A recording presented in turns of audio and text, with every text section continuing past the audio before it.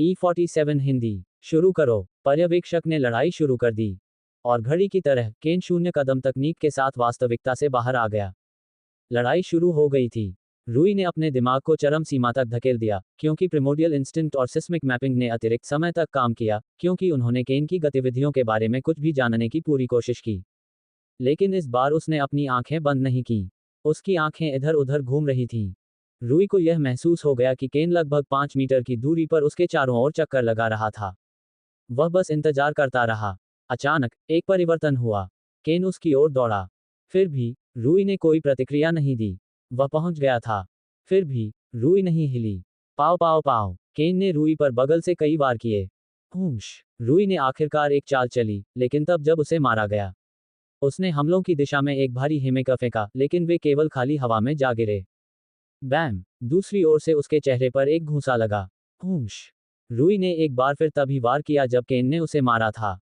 उन्होंने केन के हमला करने से पहले हमला करने से इनकार कर दिया, तथा केन के हमला करने के बाद ही हमला किया। सभी दर्शकों की नज़र में रूई असहाय था। वह बस केन से उसी तरह लड़ने की कोशिश कर रहा था जिस तरह से वे सभी पहले ही कोशिश कर चुके थे। उन्होंने निराशा में आह भरी। यह अंतिम मैच था। ये वह मैच भी था जो ये तय करेगा कि मार्शल फेस्टिवल में मार्शल प्रतियोगिता में अकादमी के प्रतिनिधि के रूप में किसे चुना जाएगा। और फिर भी, परिणाम पहले से ही तय लग रहा था। रूई, केन को तुरंत मारने की कोशिश कर रहा था, क्योंकि केन उस समय उसके बहुत करीब था, जब वह रूई को मार रहा था। हालांकि, यह कोई शानदार रणनीति नहीं थी। सभी ने एक जैसी रणनीति अपनाई थी, और सभी असफल रहे। केन की टालमटोल की क्षमता बहुत ही शानदार थी। वह आसानी से उनके उस पर हमला करने के हताश प्रयास को टाल सकता था, खासकर तब जब वे उसे देख भी नहीं सकते थे।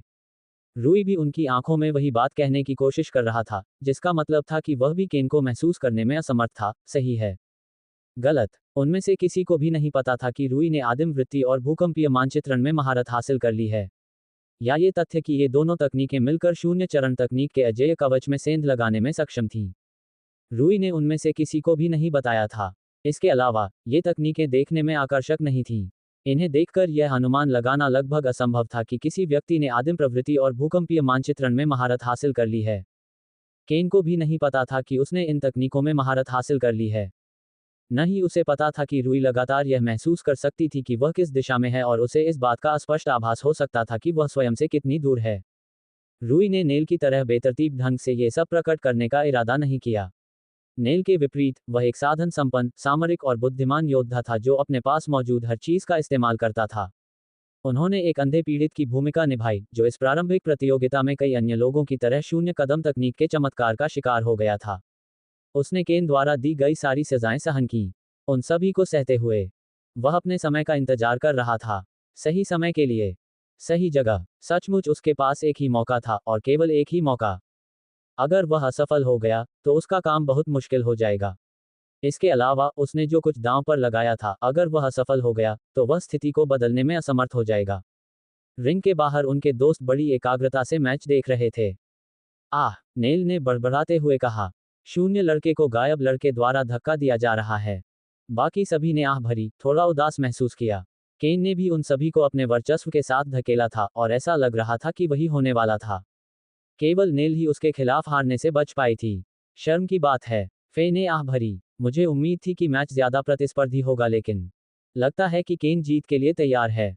हेवर ने कहा। कोई आश्चर्यजनक परिणाम नहीं है। रूई क्वारिया जितना शानदार फाइटर है, उसमें ऐसी बाधाएं हैं जिन्हें केवल रणनीति से ही पार नहीं किया जा सकता। इस दर पर, उसे नॉकडाउन या रिंग आउट किया जाएगा। तस्क! नेल ने झल्लाकर कहा। अगर मैं उसकी जगह होती, तो मैं उसकी गांड मार देती। उन शब्दों को सुनकर लोगों ने नेल की ओर अजीब नजरों से देखा। तुमने पहले ही कोशिश कर ली। फे ने उसे भौहें सिकोड़ कर देखा। और उसकी गांड मारने में असफल रहे। हम्फ! उसने नाक भान सिकोड़ी। ये बहुत समय पहले की बात है। एक आदमी बड़ा होता है। वह कुछ दिन पहले की बात है। हेवर ने सुधारा। और तुम अभी भी नाबालिग हो। चुप रहो, नेल ने चिल्लाकर कहा, जिससे वहां हंगामा मच गया। फे ने बस अपना सिर हिलाया, लड़ाई की ओर मुड़ी, रूई को घूरती रही। देखने के लिए और कुछ नहीं था। केन के साथ मुकाबले दिलचस्प थे, फिर भी कुछ समय बाद वे ज्यादातर दर्शकों के लिए उबाऊ हो गए, क्योंकि किसी को भी पता नहीं था कि क्या हो रहा है। आपको क्या लगता है कि कौन जीतेगा? स्क्वायर डायलन ने पूछा, जबकि उसकी तेज निगाहें केन की हरकतों पर सहजता से नजर रख रही थीं। शून्य चरण तकनीक का प्रशिक्षु स्तरीय संस्करण प्रशिक्षु क्षेत्र में लगभग अजेय तकनीक थी। फिर भी मार्शल स्क्वायर के शक्तिशाली दिमाग केन के गलत दिशा निर्देशन का पूरी तरह से विरोध कर सकते थे। कहना कठिन है, स्क्वायर कायरी ने निष्क्रियता से उत्तर दिया। अरे चलो, डिलियन ने शिकायत की, खेल बिगाड़ने वाले मत बनो। मैंने केन की जीत पर 10 सिक्के लगाए हैं, जैसा कि मैं भी करता हूं। स्क्वायर हेलेन चहकी, जिससे कई अन्य मार्शल स्क्वायर भी ऐसा ही करने के लिए प्रेरित हुए। हम्फ, स्क्वायर कायरी, तो मैं रूई पर दांव लगाऊंगा। हाँ, डायलन ने असमंजस में अपना सिर झुकाया। सचमुच, रूई, क्या तुम इतने सालों में सुस्त हो गई हो? मुझे लगता है कि हम पता लगा लेंगे। स्क्वायर कायरी ने बिना किसी परेशानी के सीधे रूई की ओर देखते हुए उत्तर दिया। उसकी आंखों में एक अटल दृढ़ संकल्प था। यह न तो जिद्दी दृढ़ता थी, न ही हार मानने वाला प्रतिरोध। ये आंखें उस व्यक्ति की थी जो विश्वास करता था कि वह जीत सकता है। ये आंखें उस व्यक्ति की थी जो जीतने के लिए कुछ भी करने को तैयार था। वह उन आंखों के खिलाफ दांव नहीं लगाना चाहती थी। उसकी सहज बुद्धि ने उसे बताया कि लड़ाई अभी खत्म नहीं हुई है और नतीजा अभी तय नहीं हुआ है। यद्यपि उसने उस पर दांव लगाया था, लेकिन वह ये जानने को उत्सुक थी कि वह ऐसा क्यों महसूस कर रही है और लड़ाई किस प्रकार आगे बढ़ेगी। इस बार वह लड़का किस तरह का चमत्कार करेगा। पाव पाव पाव। हूश, केन ने रूई पर कई वार किए और आसानी से एक जंगली हिमेका को चकमा दिया। बाहर से ऐसा लग रहा था कि केन रूई को बुरी तरह से दंडित कर रहा था और जीतने के लिए दृढ़ था। फिर भी किसी को पता नहीं था, शायद खुद रूई को भी, केन काफी उदास था। उसे सच में उम्मीद थी कि रूई के पास उसे हराने का कोई तरीका होगा, लेकिन ऐसा लग रहा था कि ऐसा नहीं था। मैच शुरू हुए काफी समय हो चुका था, लेकिन जैसे जैसे समय बीतता गया, रूई की जीत की संभावना कम होती गई। रूई ने जल्द ही आक्रमण छोड़ दिया और पूरी तरह से बचाव पर ध्यान केंद्रित किया। धीरे धीरे उसे किनारे पर धकेल दिया गया। हालांकि उसका बचाव ठोस था, लेकिन किसी भी सक्रिय बचाव में शामिल न हो पाने के कारण वह केन के हमलों को नहीं देख पा रहा था। इसका मतलब था कि केन का मामूली आक्रमण भी उसे पीछे धकेलने और समय के साथ अधिक से अधिक स्थान सुरक्षित करने में सक्षम था। धमाका, केन ने रूई को एक शक्तिशाली किक मारकर रिंग के किनारे पर धकेल दिया। केन ने मन ही मन आह भरी। ये समय था, वह एक अपरंपरागत कोण से तीव्र आक्रमण और भारी हमले के साथ रूई की ओर बढ़ा। इस लड़ाई का हर विवरण उसके परिवार के कानों तक पहुंच जाता था, किसी न किसी तरह से उनका बहुत अधिक प्रभाव था। वह इस आकर्षक अवसर का लाभ न उठाने को कैसे उचित ठहरा सकता है? वह ऐसा नहीं कर सके, विशेषकर तब जब उन्होंने अपने पिछले सभी मैचों में ऐसे अवसरों का फायदा उठाया था, और ये तथ्य भी कि यह स्पष्ट रूप से सामान्य ज्ञान था। उसने मन ही मन आह भरी। ये शर्म की बात थी, लेकिन उसका इरादा रूई को दोष देने का नहीं था। उसने अपना सर्वश्रेष्ठ किया था और उससे ज्यादा की उम्मीद करना अनुचित था। अचानक, रूई के पास पहुंचते ही उसकी रीढ़ में ठंडक दौड़ गई। केन की आंखें चौड़ी हो गईं जब उसने रूई के मुंह से हल्की सी मुस्कान देखी। अचानक रूई ने झुककर केन की ओर एक अविश्वसनीय रूप से तेज किक मारी, जिसका उद्देश्य केन को गिराना था। केन को तुरंत समझ आ गया। वह इतनी तेजी से आगे बढ़ रहा था कि रिंग के किनारे की ओर बढ़ते समय अगर उसका संतुलन बिगड़ जाता तो वह तुरंत रिंग से बाहर उड़ जाता। रूई की झुकी हुई स्वीपिंग किक का उद्देश्य केन को रिंग आउट करना या कम से कम उन दोनों को एक साथ रिंग आउट करके बराबरी हासिल करना था। लेकिन रूई को यह कैसे पता चला कि हमला कब और कहां करना है? वह नहीं जानता था, लेकिन इससे कोई फर्क नहीं पड़ा। केन ने हवा में ऊंची छलांग लगाई और हमले को साफ साफ चकमा दे दिया। प्रतिबद्ध स्वीपिंग किक से बचने का सबसे आसान तरीका। फिर भी उसके बाद जो हुआ उससे वह स्तब्ध रह गया। हूश, हमला गायब हो गया। यह एक छल था, एड्स बाय पब फ्यूचर। रूई ने ज्यादा कुछ नहीं किया था, बस एक छल के लिए पर्याप्त था। केन की आंखें खुली की खुली रह गईं और उसने रूई को देखा, जो प्रसन्न मुस्कान के साथ उसे देख रही थी। प्यू, रूई का दाहिना पैर का अंगूठा हवा में उछल गया, और रूई जितनी तेजी से हो सकता था, उतनी तेजी से आगे बढ़ा। यह उसका लक्ष्य था। भले ही रूई को केन की स्थिति के बारे में हर समय थोड़ा बहुत पता था, लेकिन यह पर्याप्त नहीं था। केन की बचाव करने की क्षमता और क्षमता इतनी अधिक थी कि वह रूई के हमलों से आसानी से बच सकता था, भले ही रूई को पता हो कि वह कहां है। ये स्पष्ट रूप से सच था। केन रूई से काफी अच्छी तरह से बचने में सक्षम था, तब भी जब रूई उसे देख सकता था। जब रूई उसे नहीं देख सकता था तो कोई मुकाबला नहीं था। तो फिर रूई क्या कर सकती थी? इसका उत्तर सरल था, या तो केन की चतुराई को तीव्र गति से मात दी जाए या फिर केन की चतुराई को सीमित किया जाए। पहला तरीका तो बिल्कुल असंभव था। शायद अगर रूई केन को देख पाता तो वह ब्लिंक और फैंटम स्टेप के सही समय पर संयोजन से कामयाब हो सकता था, लेकिन अगर वह केन को नहीं देख पाता तो ब्लिंक पूरी तरह से बेकार था। वॉइड एल्गोरिथम के माध्यम से उन्होंने जिन कुछ समाधानों के बारे में सोचा था, उनमें से एक वही समाधान था जिसे उन्होंने प्रयोग किया था। अगर केन हवा में था, तो उसका बचाव करना लगभग पूरी तरह से बेकार था। उसने एक प्रतिबद्ध स्वीपिंग किक का दिखावा किया था, जिसमें उसने अपना सब कुछ झोंक दिया था, जिसका मतलब है कि कुछ और करना मुश्किल होगा। इससे केन को इससे बचने के लिए छलांग लगाने का आत्मविश्वास मिला, खासकर तब जब उसे लगा कि रूई उसे नहीं ढूंढ सकता। एड्स बाय पब फ्यूचर, यह उसकी भूल थी। वह हवा में था, वह हमलों से बच नहीं सकता था। स्टिंगर से केन को कोई खतरा नहीं था। नेल ने भी उन्हें टाला था, लेकिन केन उनसे आसानी से बच सकता था। लेकिन ये तब की बात है जब उनके पैर जमीन पर थे। उसकी आंखें चौड़ी हो गईं जब उसे एहसास हुआ कि यह शुरू से ही रूई की योजना का हिस्सा रहा होगा। अब तक जो कुछ भी हुआ था वह सब इसलिए हुआ था क्योंकि रूई इसी पल का इंतजार कर रही थी। केन ने अपनी सुरक्षा बढ़ा दी।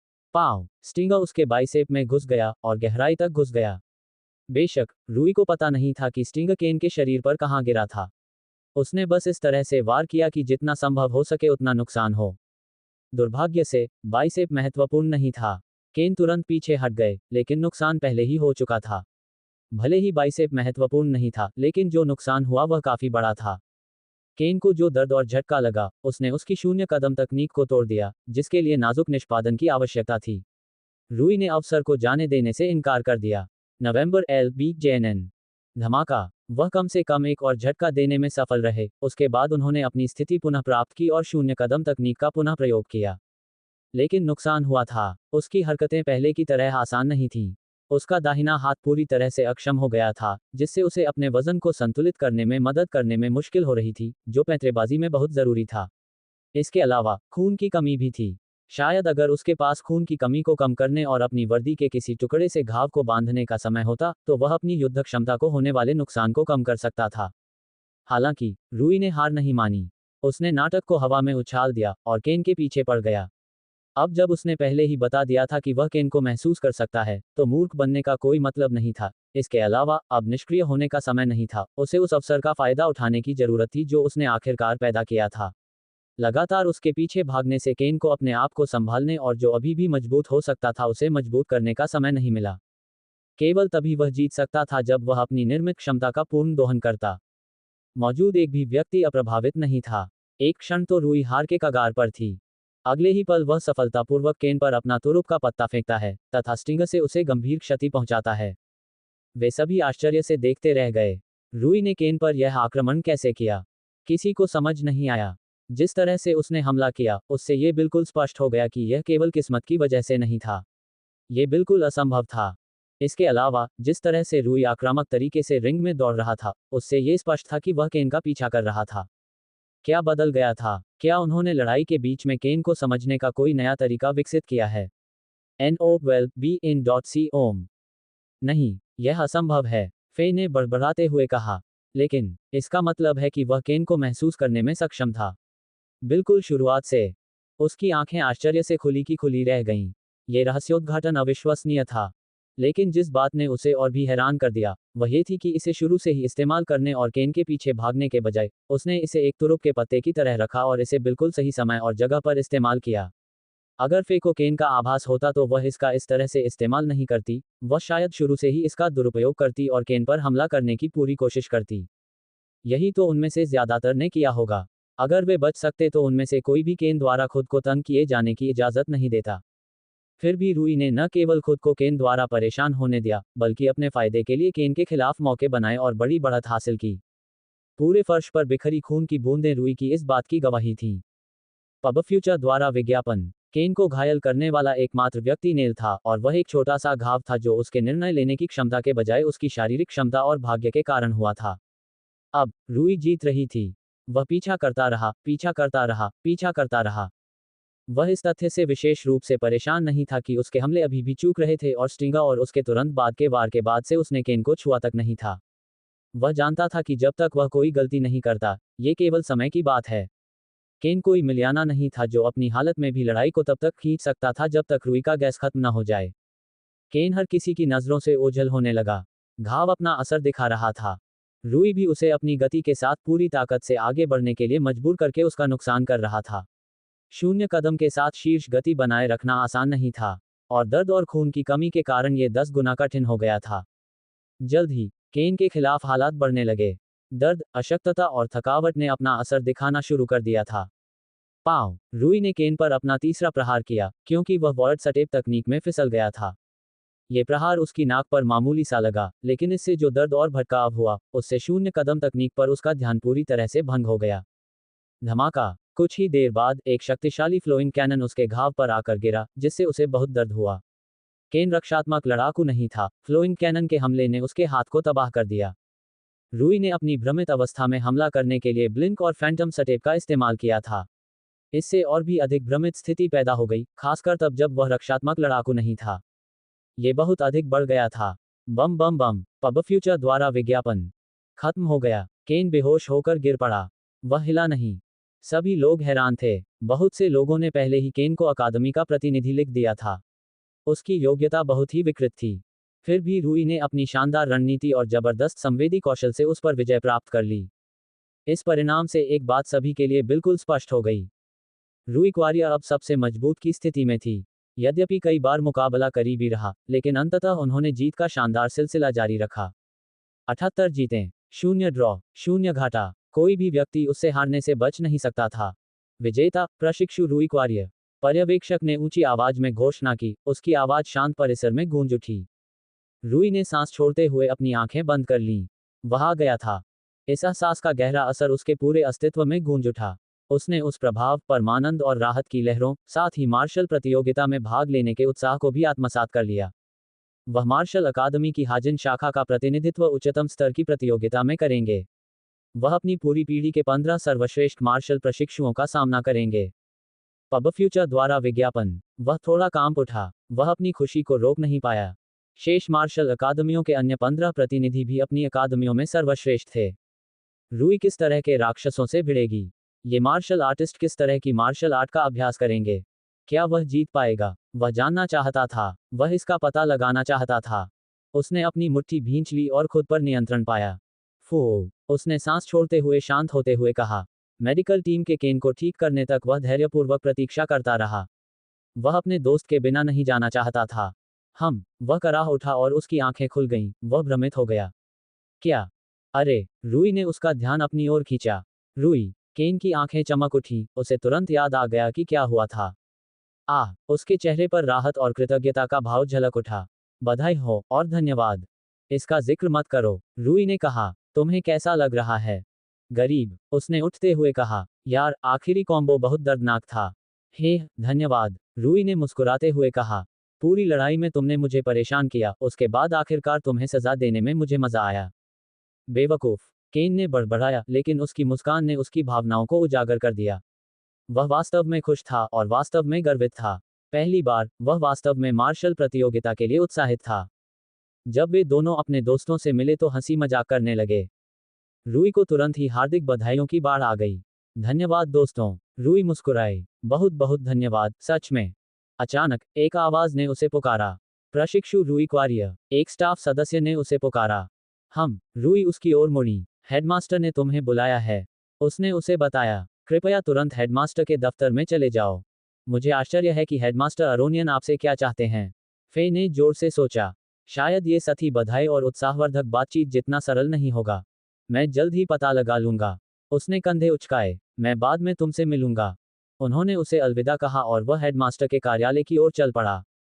रूई को उनसे बात किए हुए 1 महीना हो गया था। प्रारंभिक प्रतियोगिता शुरू होने से पहले उन्होंने एक बार उनसे परामर्श किया था और अब वह पूरी अकादमी के प्रतिनिधि के रूप में उनसे मिलने गए थे। वह आ गया था। हेडमास्टर के कार्यालय के बड़े दरवाजे खुल गए। जब उसने प्रधानाध्यापक की मेज पर बैठे व्यक्ति को देखा तो उसे एक बड़ा कार्यालय दिखाई दिया। हेडमास्टर, रूई ने गहराई से सिर झुकाया, आंशिक रूप से इसलिए क्योंकि उसके मन में मार्शल मास्टर्स के लिए बहुत अधिक भय और सम्मान था, आंशिक रूप से इसलिए क्योंकि हेडमास्टर अरोनियन के दिमाग का वजन रूई पर दबाव डाल रहा था, जिससे वह झुकने के लिए मजबूर हो गया। हर बार जब रूई का सामना होता, तो उसे याद आता कि मार्शल पथ कितना गहरा है और उसकी अपनी गहराई कितनी उथली है। प्रारंभिक प्रतियोगिता जीतने के परिणामस्वरूप किसी के मन में जो भी अहंकार आया होगा, वह निश्चित रूप से पूरी तरह से दूर हो जाएगा। रूई क्वारिया, वह अपनी लहराती दाढ़ी को सहलाते हुए बोला। अंदर आ जाओ। जैसे ही दरवाजा उसके पीछे बंद हुआ, रूई अंदर चला गया। सबसे पहले, उसने रूई को मुस्कुराते हुए कहा, मुझे प्रारंभिक प्रतियोगिता में आपकी जीत पर बधाई देने की अनुमति दें। मार्शल प्रतियोगिता में मार्शल अकादमी की हाजिन शाखा के प्रतिनिधि के रूप में चुने जाने पर बधाई। धन्यवाद, हेडमास्टर, रूई ने एक बार फिर सिर झुकाया।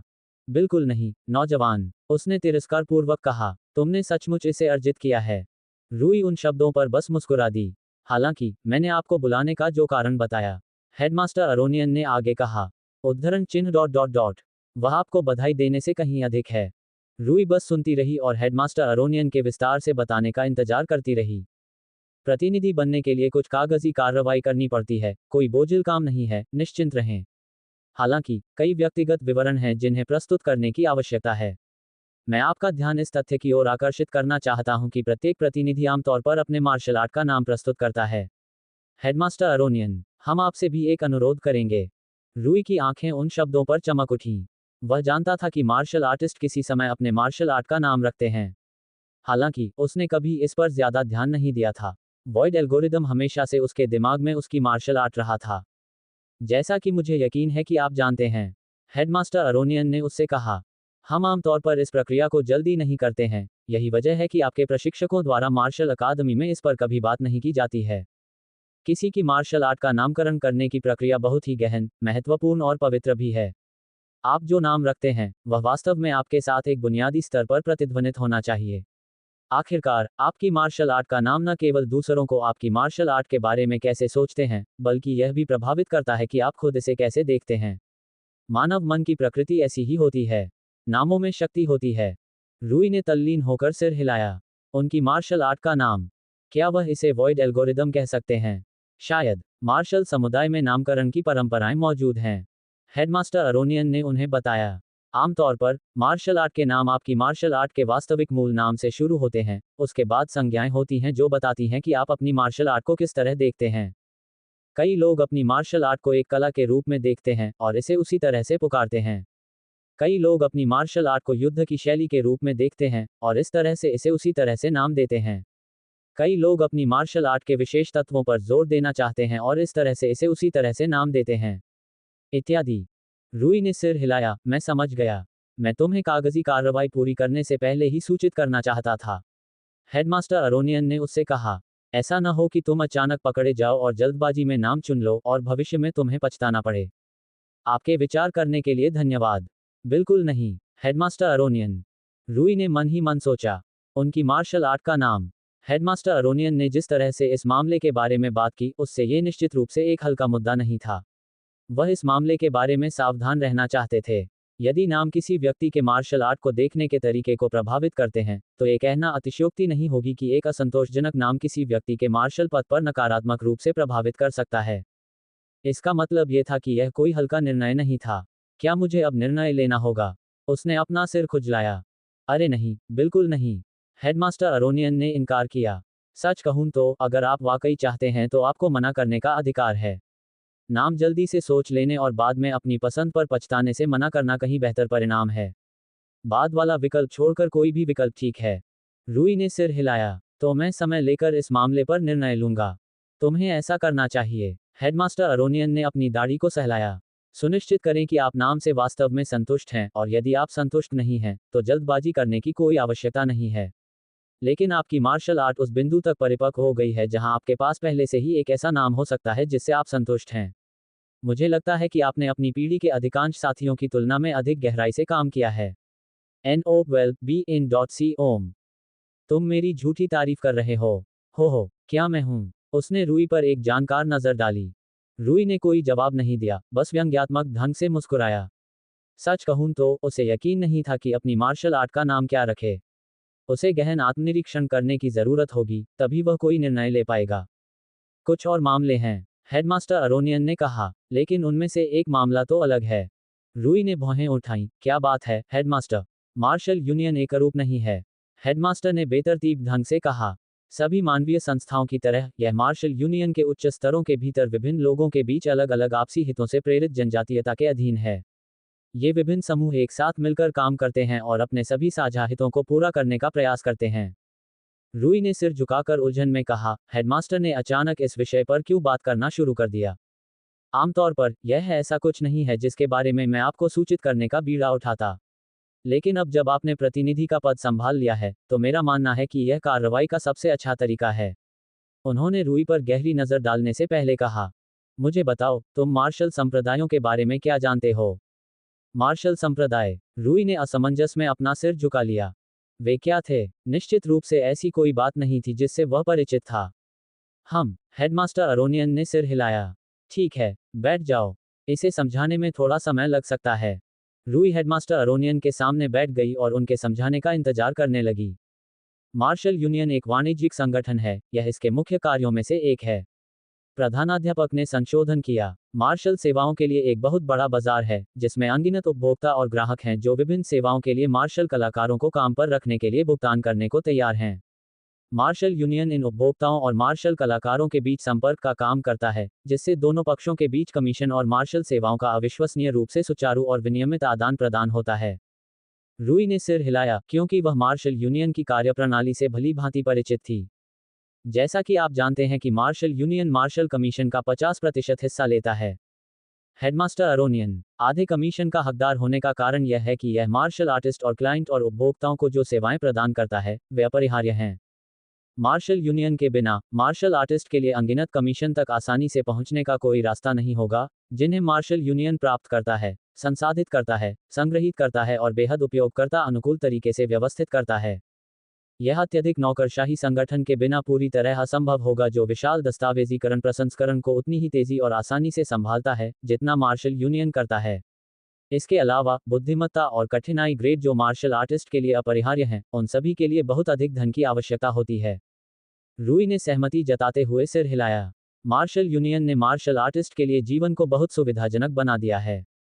मार्शल यूनियन के बिना, मार्शल प्रशिक्षुओं को मार्शल सेवाओं के ग्राहकों और उपभोक्ताओं से कमीशन प्राप्त करने में कठिनाई होगी, दोनों पक्षों के लिए एक दूसरे से संपर्क करने का कोई व्यापक तरीका नहीं होगा।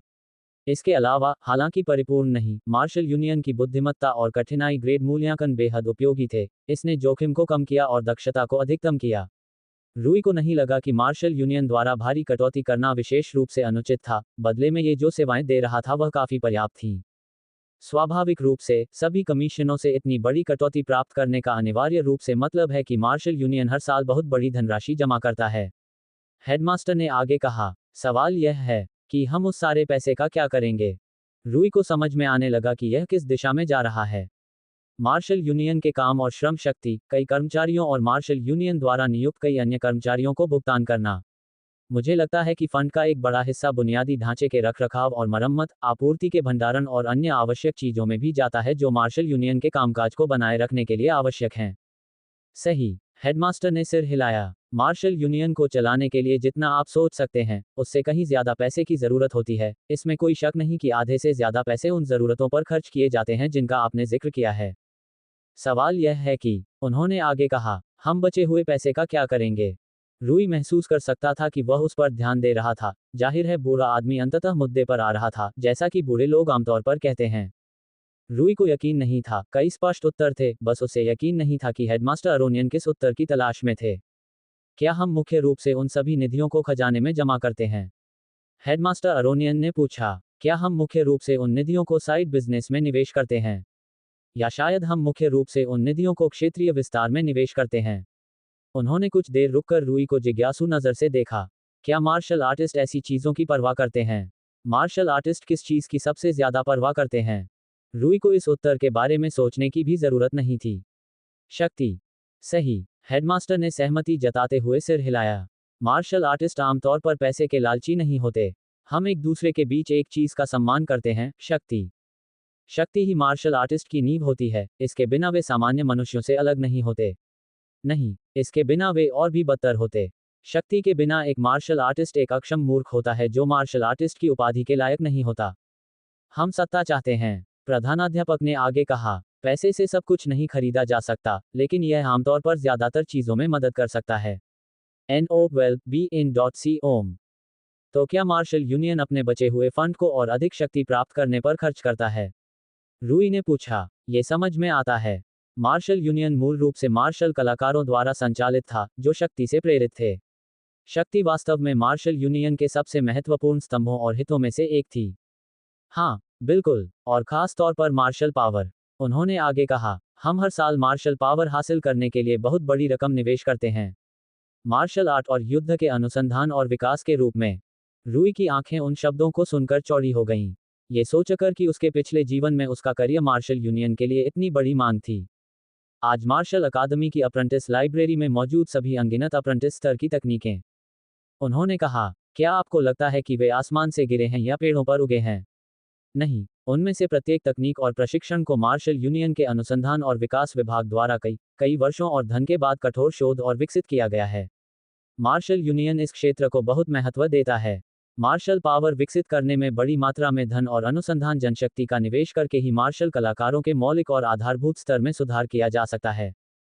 रूई को ये बात बहुत समझ में आई। अगर यह पहल न होती, तो पीढ़ियों के बीतने के साथ मार्शल आर्ट मजबूत नहीं होता। ऐसा स्वाभाविक रूप से होना बेहद मुश्किल था, क्योंकि तकनीक के विपरीत, मार्शल आर्ट का विकास पूरी तरह से व्यक्तिगत था। कोई मार्शल आर्टिस्ट का एक समूह इकट्ठा नहीं कर सकता था और उन सभी को सामूहिक रूप से एक मार्शल आर्ट विकसित करने पर ध्यान केंद्रित करने के लिए नहीं कह सकता था। नहीं, प्रत्येक मार्शल आर्टिस्ट ने अपनी खुद की मार्शल आर्ट विकसित की।